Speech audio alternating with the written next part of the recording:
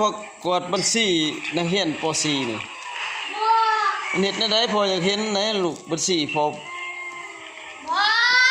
จักว่าลูกเฮ็ดไหนเฮ็ดให้พ่อเบิ่งนะให้พ่อเบิ่งนะบัญชีสร้างเองเฮ็ดเองบัญชีการเงินป .4 นึงได้นี่เก่งปานนี้ใส่ละให้พ่อเบิ่งเองอีกโอ้ยผมขาดใส่ละอยู่ใส่ละลูกจดอยู่ใส่ละใส่หน้าปืนให้พ่อเบิ่งตีล่ะอยู่ใส่มันอยู่บนไหน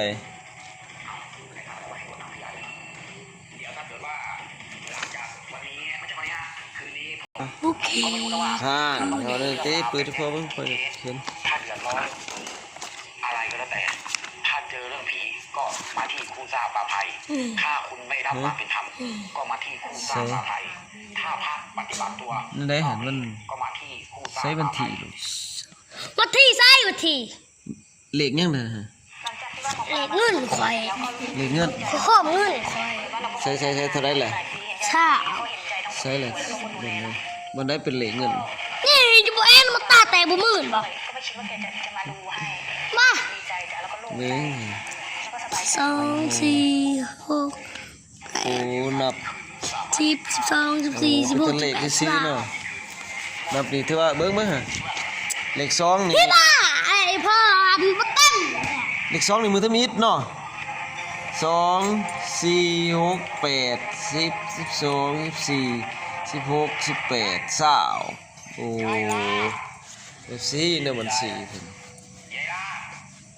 พอคิดว่ามีวันที่เดือนปีว่าได้เท่าไร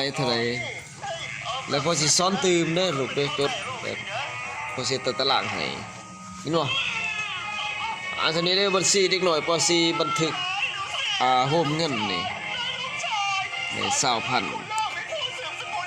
ว่าหัวคิดคนเด็กหน่อยสิว่าสุดยอดเลยนี่ 2,000และ4,000 6,000 8,000 10,000 12 14 16 18 20มื้อนี้มันศุกร์ที่21ได้20,000เลยนี่บัญชีบ๊ายบายหน้าพอกันใหม่มันสิพัฒนาไปแบบใดอีกเนาะสิบ่ได้พาเฮ็ดปลาเพิ่นเฮ็ดเองเลยบ่เฮ็ดให้ดอกแต่ตลาดปลาเพิ่นเฮ็ดวิธีของเพิ่นคิดของเพิ่นเอาไปโรงเรียนฮัลโหลนี่หน้าเจ้าของบัญชีหน้าทั้งรอทั้งหัวใสอีกหัวบัญชีมีแต่น้อยๆ9 ปีพี่น้องเอ้ยนี่บ่คิดบัญชีการเงินล่ะบ๊ายบ